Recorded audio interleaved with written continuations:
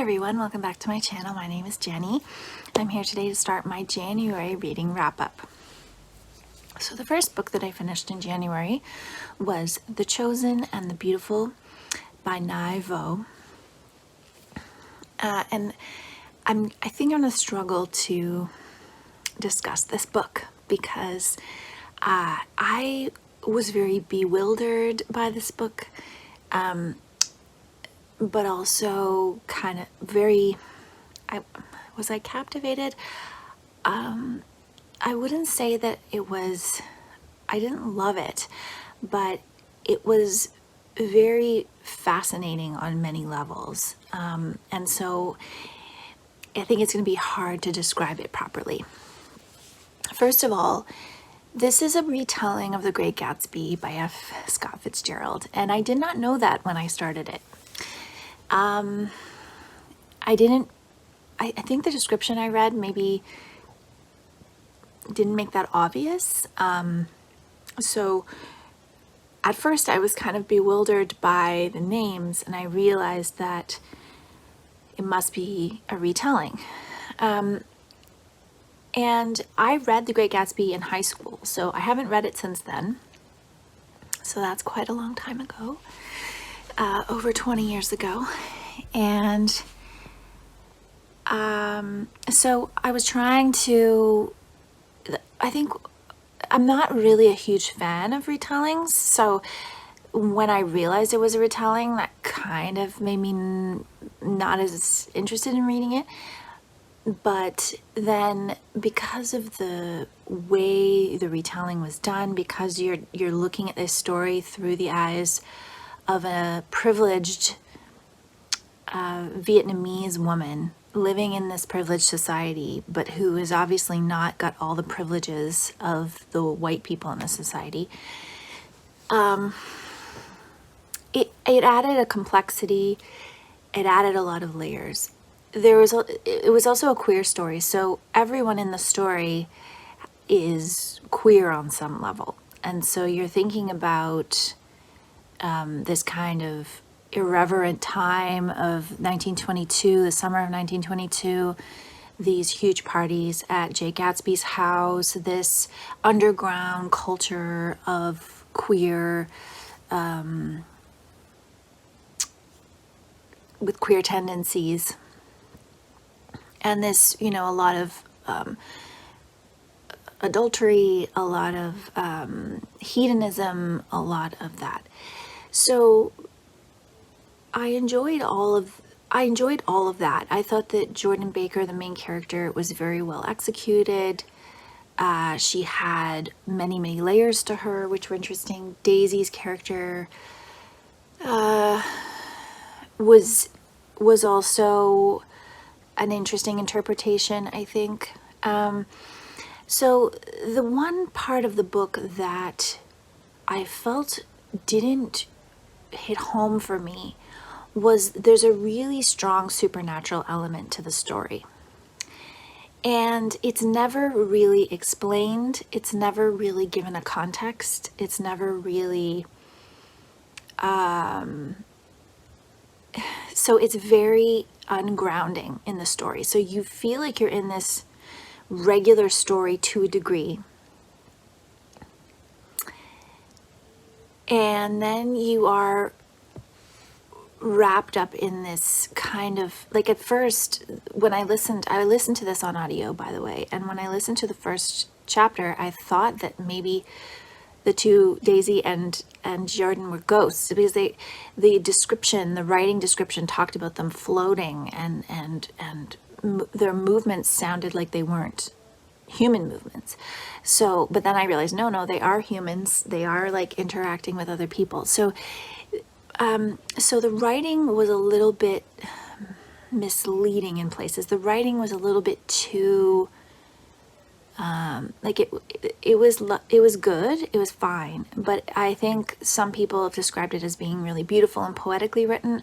For me, it was a bit too, it was written in a kind of distracting way at times, where you're distracted by these descriptions of things, but they're not actually helping you stay grounded in the story. It's very disorienting a little bit. And again, that feeling of being bewildered the whole time, I was kind of like, what's happening? What is going on? And then there's another element where Jordan meets a troupe of Asian performers. It's very ambiguous as to their origins, but I guess you're supposed to assume they're Vietnamese from her way of connecting with them, her way of identifying with them. But I think that maybe the author did that on purpose to kind of show this kind of a blanket Orientalism that was like shoved onto any Asian person. So whether it didn't matter where you were actually from, you were just like, they were just given this persona of being Oriental and this exotic other. And there was a lot of social commentary like that, which I thought was actually really good in the book. And again, kept me going because again, you're remembering the story of the Great Gatsby told through the perspective of, I can't even remember if it was first person. I don't think it was. But again, so there's this whole supernatural element where Jordan can cut paper and make the object come to life. And this is, I think, based on a Vietnamese legend or myth or some, but that was never explained because she doesn't know, she's disconnected from her heritage because she was adopted by a white woman, most likely stolen by a white woman and brought to the US as kind of a treasure, a looted treasure. And so she has no connection to her culture. So we're never given a real explanation of what this is, of what it could be, of what this talent is, even though the other Vietnamese people she meets in this performance troupe are able to do the same thing. And then she does something wrong and it's never really explained, it's never really contextualized for the audience. You're just supposed to believe that this is possible. It's possible to cut this thing out of paper and then have it come to life. This also becomes this kind of scenario when you're talking about Gatsby himself, who I guess it's implied in the story has made a literal deal with the devil and has become a demon of some sort of powerful magician-ish type shaman. I don't even know. It's never explained, it's never given a context. It's just said that these bizarre things happen with Gatsby and that he's got all this power. And so I found that to be the bewildering part of the story for me, because it didn't really, it gave the story a kind of surreal feeling. It gave the story a kind of otherworldly, obviously, feeling, but it didn't, I don't know if it enhanced the overall messaging in the story. I feel like it kind of distracted from that and therefore didn't give you like a strong connection to those underlying messages that I thought were really great around access and class and racism and systemic things going on at the time in the government that were trying to stop immigration. All these things, they were there, but they were never given much prominence, or like they didn't come to the fore because you were constantly grappling with this supernatural magical realism thing. So that's it. That's my feelings about it. I hope that was clear. So, it is a really interesting book, and if you're interested in retellings and you're interested in like thinking about the story of the Great Gatsby from a different perspective, then I would recommend reading it. But overall, as a book, I just felt like there were a lot of things that moved in a way that didn't really coalesce for me very well, and that it could have been done a little bit better if there would have been less of the magical realism element thrown in. There's also a kind of assumption that it is fueled by Demoniac, which is absinthe. So this, even though it's prohibition, they're obviously able to get a hold of liquor, because they're rich, excuse me, and they spend a lot of their time drinking. And so I guess this is also potentially an explanation for this magical realism part, but some of it even happened when she was a child, so she wasn't drinking at that point. So that's what I'm saying. There was a lot of lack of context for a lot of the things that happened in the story, and that made it difficult. So I will check in again soon when I have another book for you. Hey everyone, I finished A Moment Liberty, the Virginia Woolf shorter diary tonight. And I have to admit that as I was getting closer to the end, I wanted to stop reading because I didn't want to get to the end. Because when you know that she killed herself, it feels very foreboding and sad that you're getting to the end of things. And I guess, I mean, obviously, I don't know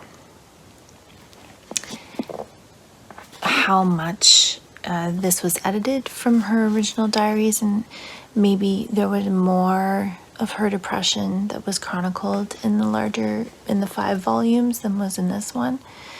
But one of the things that really amazed me about reading this was that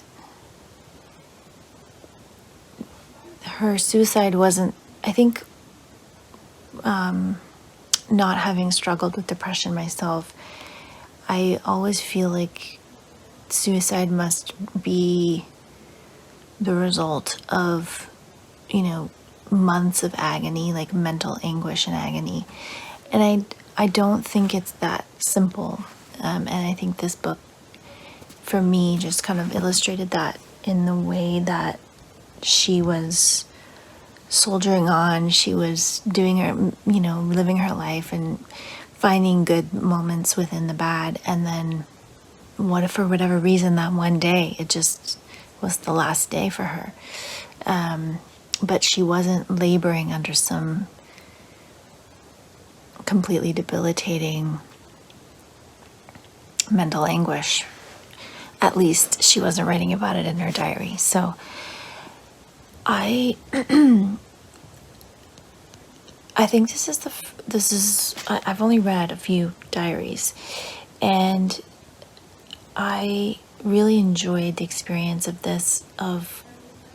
There were parts of it that weren't that interesting because she's talking about, having tea with this person and going to give a lecture at this place, or, like very mundane day-to-day life things.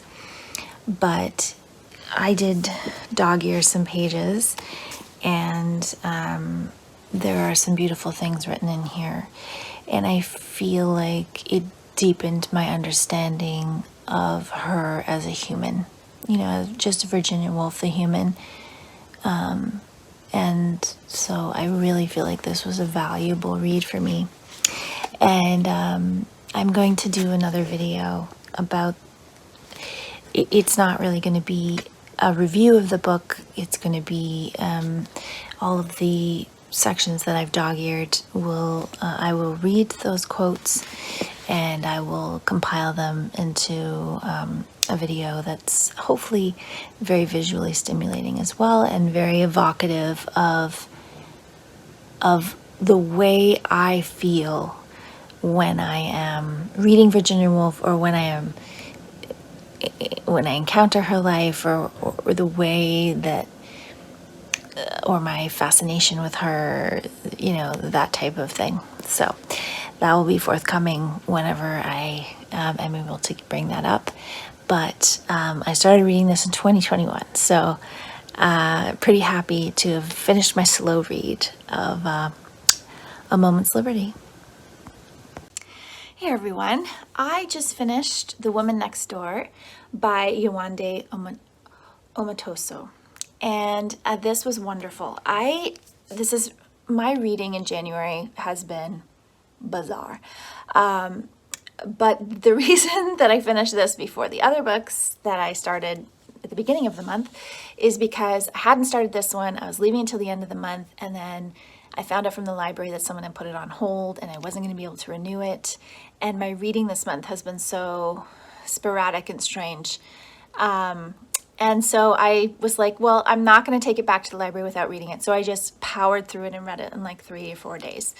And it was wonderful. This is a great book. So if you are a fan of Olive Kitteridge, I haven't read Olive Kitteridge, but I have read Olive Again by Elizabeth Strout. This is that type of story. So we have 2 elderly ladies. One is Marion, and she is of Jewish descent, but an immigrant to South Africa, who has embodied the message of apartheid. So she has drank the Kool-Aid, so to speak, and feels all the things about why, about apartheid that would make her racist. And the other one is Hortensia, who grew up in England via Barbados and then moved to South Africa with her white husband.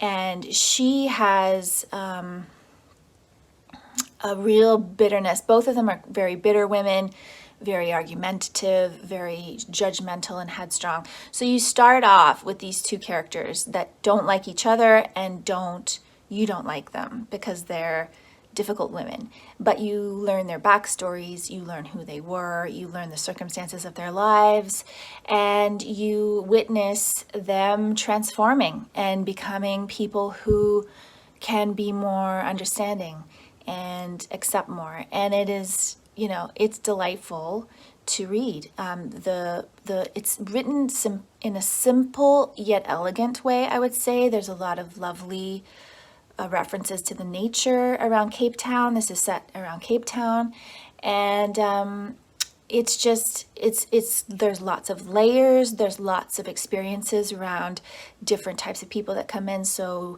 maids,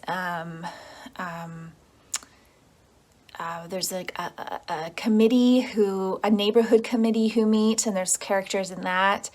It's a wonderful character study. It's really wonderfully written, and I really enjoyed it. So I would highly recommend this if you like that kind of grumpy elderly people story.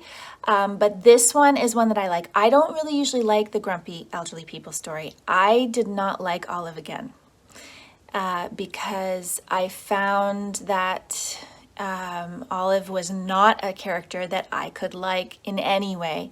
She really didn't get enough redemption for me to get there. But with both Marion and Hortensia, I got there. So I would recommend this. Check it out. Hello, everyone. So I just finished Child of the Fire by Kirsten Pye Buick. This book is, the subtitle is actually very descriptive. Married Moni Lewis and the problem of art history's Black and Indian subjects. So I would say the book is more about the problem of art history's Black and Indian subject than it is about Edmani Lewis.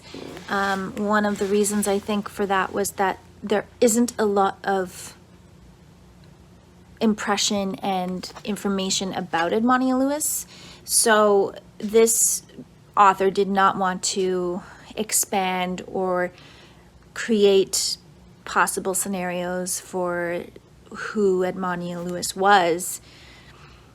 So this is a scholarly work. This is academic. This is very, very analytical, breaking down a lot of Edmani Lewis's sculptures and the critical response to her work. So this is a book that breaks down many, many essays and critics who wrote about Edmani Lewis's work. And I found that very dry and difficult to get through. So if you are a more scholarly reader, if you enjoy like analysis and an academic breakdown art historically around the sociological, racial, and societal conditions that go into an artist making the work that they make, then I would recommend this. If you are looking for a biography of this artist, I would not recommend this. This is not a biography. Lewis is like a subject in the book, but she is not a persona in the book, which I found very difficult because I could not get a real sense of her from it, and the author was not trying to give you a sense of her.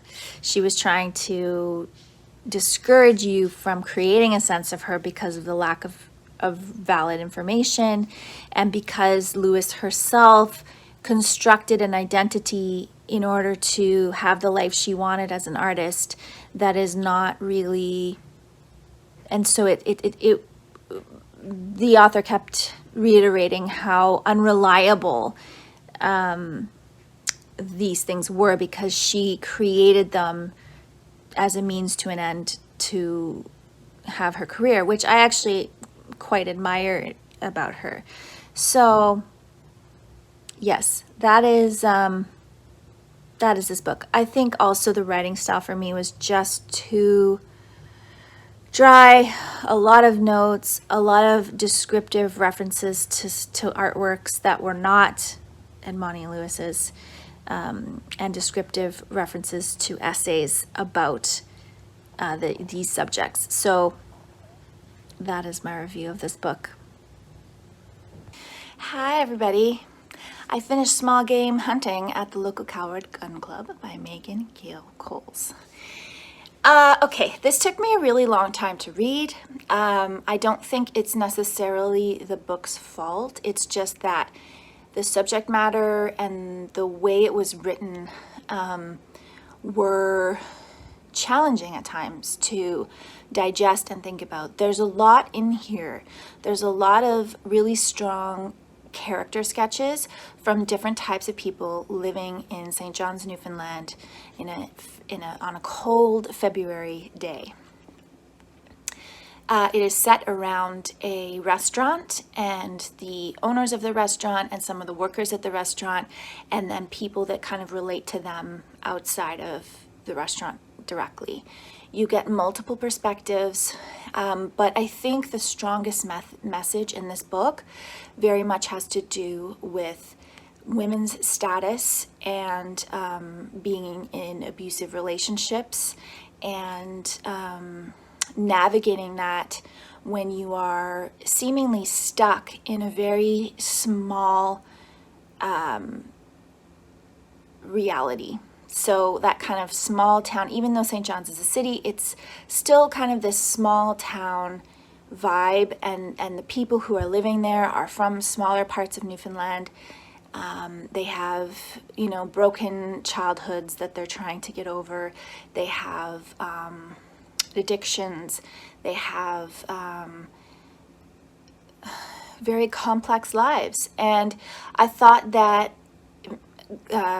Coles handled the really tough scenes around sexual abuse and gang rape to be very, very well. Very, very well.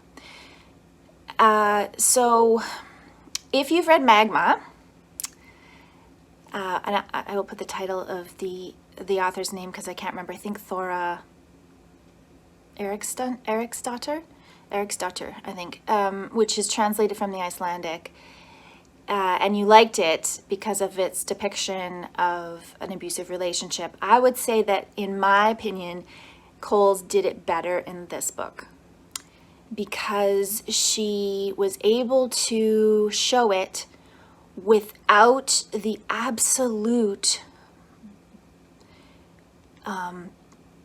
devastating, this was hard to read, but Magma was painful to read. So she was able to get you there here through two different characters, actually, in a way that I thought was more effective and more nuanced and had more layers, and it also was more compelling to me personally. But again, it's just an opinion. This is a hard book to read. This is born out of Me Too. It's not, there's not a lot of happy in this book, but there's just enough that it fits for me into the category that I need it to. And so I mean, I think it's heavy and it's complex, and if you want a book like that, then go for this book. But yeah, it was certainly a heavy start to my read across Canada, and I'm hoping that my next one for Nova Scotia, which I won't be reading this month, but hopefully we'll be reading very soon, will be a little bit lighter than this one. So yeah, it's finished small game hunting. Hello everybody. Well, I finished Long Walk to Freedom by Nelson Mandela, and I really listened to most of this on the audiobook.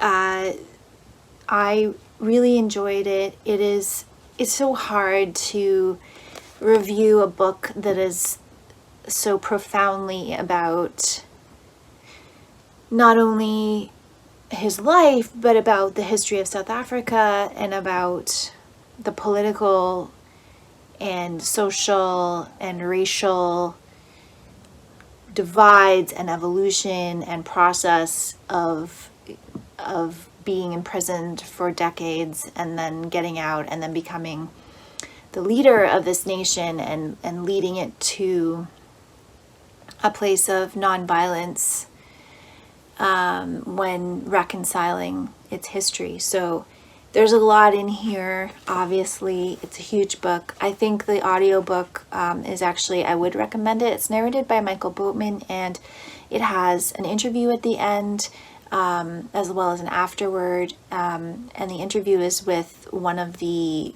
person who helped Mandela write this book, essentially, through interviews. And, you know, I think when you're not naturally a writer, you can't necessarily understand how to put together a biography of your life. So yeah, I wanted to read you one passage that I underlined from the book because I thought it was so important for the understanding the context of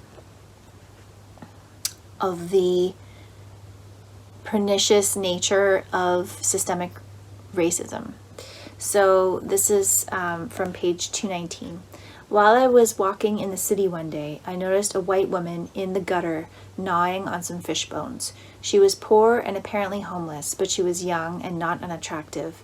I knew, of course, that there were poor whites who were every bit as poor as Africans, but one rarely saw them. I was used to seeing black beggars on the street, and it startled me to see a white one. While I normally did not give to African beggars, I felt the urge to give this woman money. In that moment, I realized the tricks that apartheid plays on one, for that everyday travails that afflict Africans are accepted as a matter of course, while my heart immediately went out to this bedraggled white woman. In South Africa, to be poor and black was normal. To be poor and white was a tragedy.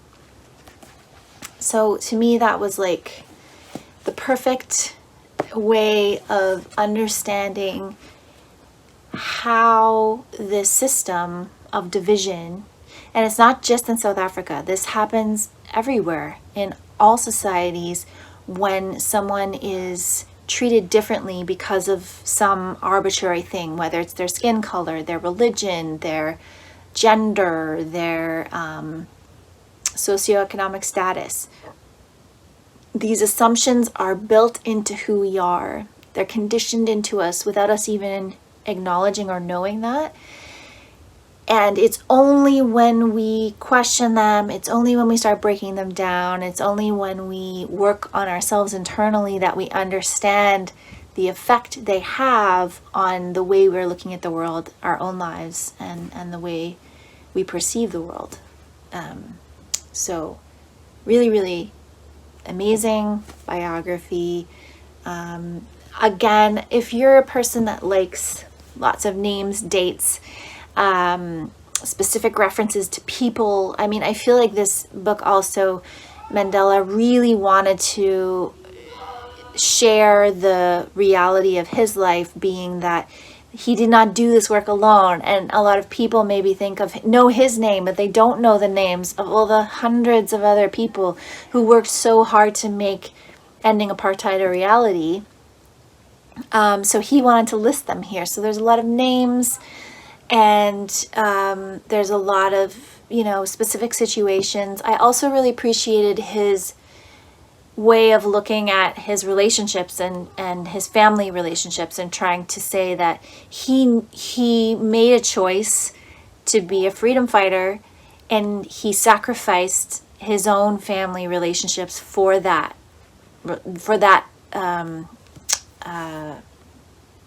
avocation, to be that person. He gave up being a good father, a good husband, a good son, and he sacrificed it for the bigger picture. And I don't think he was trying to say that he was a good person for doing that, or like that he was superior in any way for doing that. He was saying that this is what I did. It's not a great thing because I sacrificed this, and I know it, and I know that was hard on all the people that loved me, but I did it. And so I really appreciated that he took responsibility for that, and wasn't trying to make it seem like he was altruistic or somehow, or he could have even been felt victimized by that. Well, I was doing this important work, so they should have understood, or they should have been more forgiving, or I was doing something really important, so it's not my fault that things didn't work out. He wasn't making those assumptions about his life, and I thought that was a really mature and realistic way of portraying the choices he made in his life. So that is Long Walk to Freedom by Nelson Mandela, and now I've read it. And I will check in again when I have another book. Hey everyone, I just finished Daily Rituals, Women at Work by Mason Currey, and I really enjoyed this, similarly to his first book. This one obviously focusing specifically on women, and there were just some real gems in here for me that really made me think about creativity and time, and how we order our days. And I really enjoyed it. I will be purchasing this so that I can keep it and kind of revisit it. In both this book and the first book, there were specific vignettes that resonated more with me than others, and I'd like to be able to own this so that I can revisit them in the future and probably go through them and annotate and keep some little notes for myself about these books. They help me to put my own days into perspective and give me just different examples of how people are creative. And it reminds me, and reminds anyone really, if you're reading it, of the fact that your ability to be creative is as unique as you are. And so there's no one-size-fits-all formula to be good at making or be a good creative. You just have to kind of figure out your path to creativity, and reading about other people's paths to creativity I find very helpful. This also exposed me to some women that I don't know, names I had never heard. And so I always love that too, because I want to expand my knowledge of women creatives and find more examples of women who have been kind of ignored by conventional history. And so books like this are really great for that. So yeah, I would recommend this one. I don't know, I think I enjoyed it equally to the first one, even though the first one mostly focused on men. But I think that the breadth of the women included in here is admirable, and I think that the research was done very well. And I could see, more examples of this happening in the future, where there's different focus on different types of people, different groups of people from different parts of the world, and just becoming a more and more inclusive way of examining creativity and the process of making and ordering our lives. So we really enjoyed it. And I'll check in again when I finish another book. everyone. So I finished A Conspiracy of Mothers by Colleen van Niekerk, and I really enjoyed this. I'm going to do a full review on this book, so I'm not going to talk about it too much here in the wrap-up, but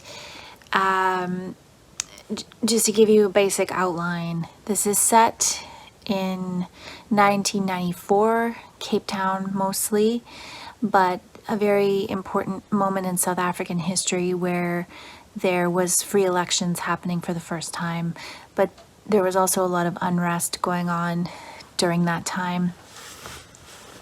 Obviously, from a lot of white South Africans with apartheid being put into question, and also different groups of people living in South Africa with different interests around whether or not free elections was actually going to benefit them. So there was a lot of conflict. It was a very dangerous time, and that is covered in this book.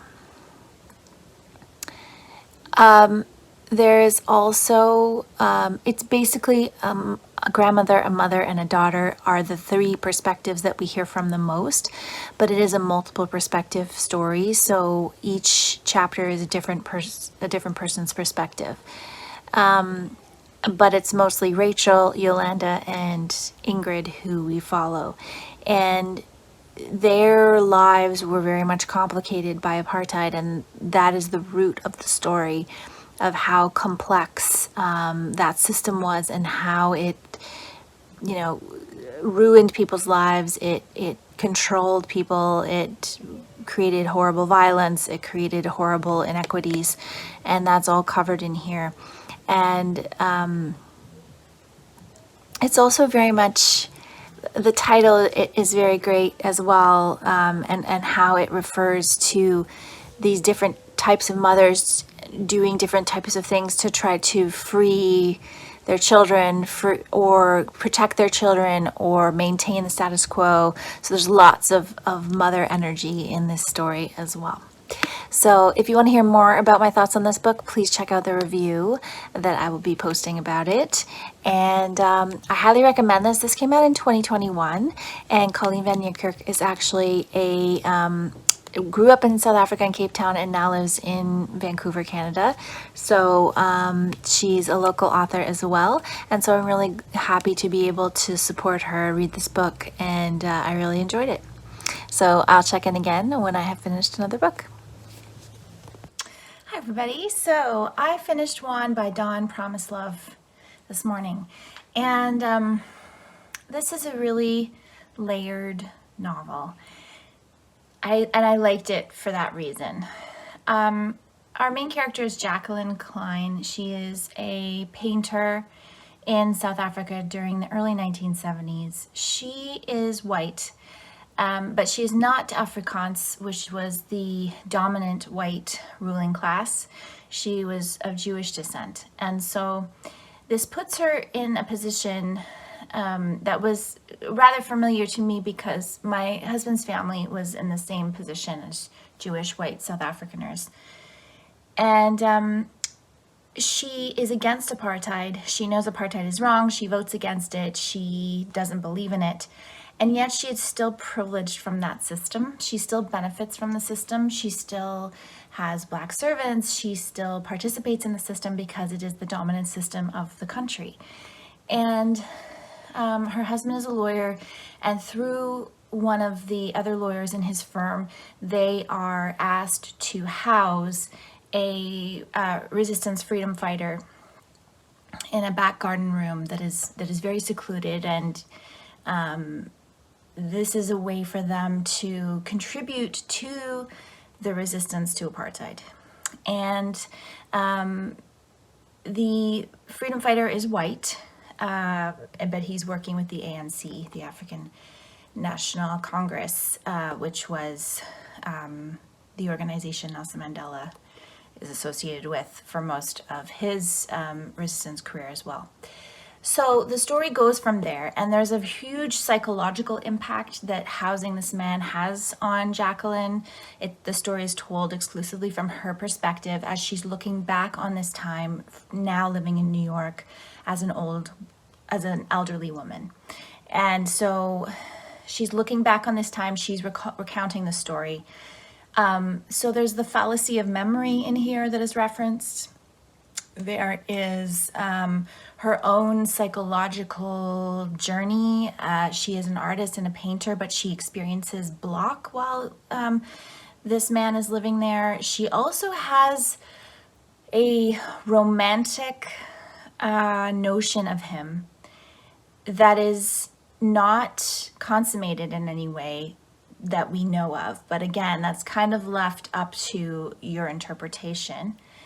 And so all these things contribute to her not wanting him there, but her wanting him there. And the story unravels from there.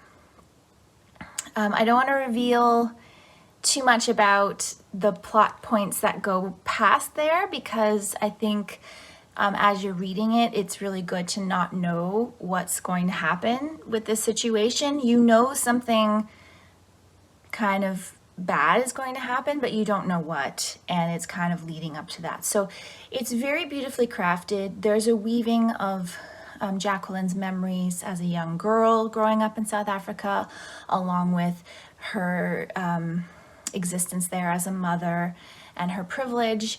And then in New York, you kind of reflect on present day Jacqueline and her involvement with her children as an elderly woman. So that's another layer.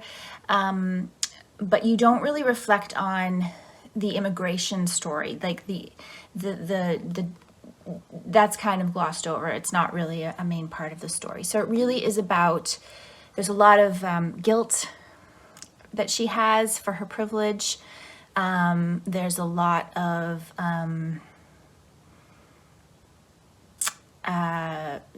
like glossing over the experience of others. She's very frank about how little she really cared about the Black people in her employ, like how she cared about them, but she didn't go that extra mile that she could have, and regret around that. There's a lot of regret in the story as well.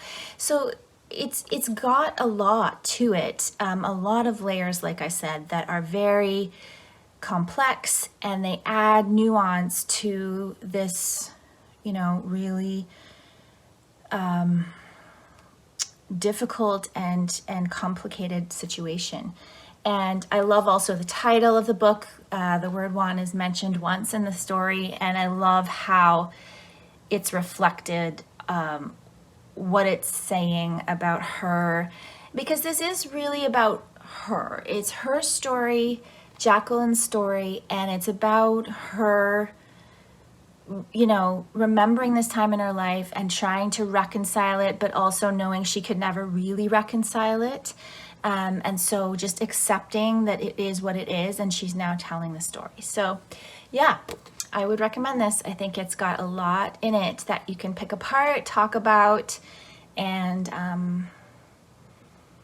you can understand some of the layers of living in an oppressive system and wanting to be against it, but not having the proper tools or the proper courage or the proper ability to sacrifice in order to change it. So, Yewande by Dawn Promislow. And that is going to be my last book for this video. It has gone on for 2 months now, 2 months of wrap-ups. I will be back again soon with another video. And thank you so much for watching.